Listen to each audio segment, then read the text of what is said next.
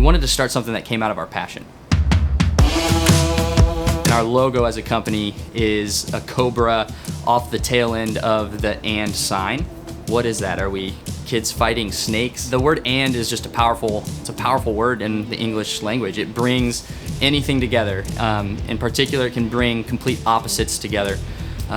Pain and joy come together with the word "and." Loss, gain, peace and war. You know, life is about how we manage the tension, and how we manage the "and" will really determine our happiness and how much humanity will flourish around us. And so it's got a lot going on in it. It's got the whole motorcycles and, you know, leaving nothing undone with your life, you know, riding something dangerous. But then also it has this deeper meaning that kind of pulls out more of what's going on in the human story, the human soul. We always say coffee is conduit to deeper conversations, and is about that. It comes straight out of Old Testament prophecy. At one point it says that children will put their hands in a serpent's nest and they will not be bitten. And it is a prophetic image of the kingdom that Jesus ends up talking about.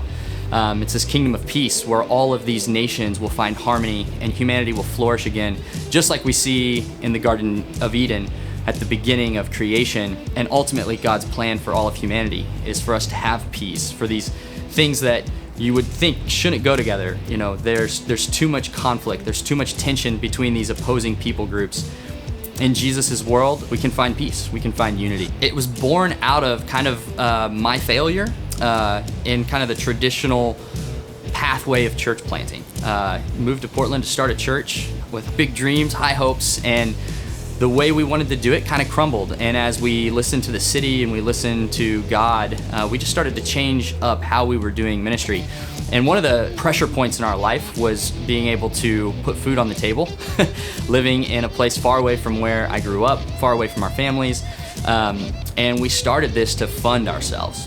What we tried to start was this traditional setup of church. We're gonna have a sermon, we're gonna have a Sunday service, we're gonna have music, and we're gonna, you know, send out flyers. We're gonna invite people to come and be a part of our religious experience.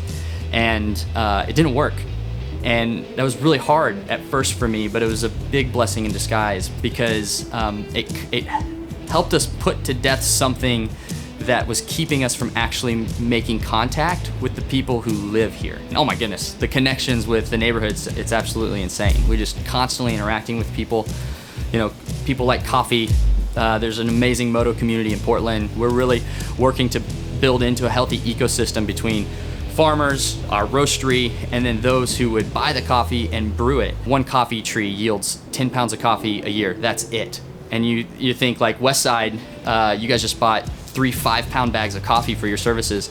So you bought a tree and a half, and you're gonna go through that in a month. And you think about how long it took for that tree to grow, to work through the seasons, and then every coffee bean was handpicked. So every bit of coffee you're drinking at Westside, it was handpicked by someone, carried down a mountain to a processing center. And we need to be more aware of where our things come from and honor it and be grateful for it and be thankful for it. How did I get so strong?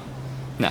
So partnership is it's a key word for me. Partnership is kind of how God wants it all to work. Most of my best friends don't have a personal relationship with Christ at this moment, but I want to see just the walls that divide believers from the majority of people that live in our city.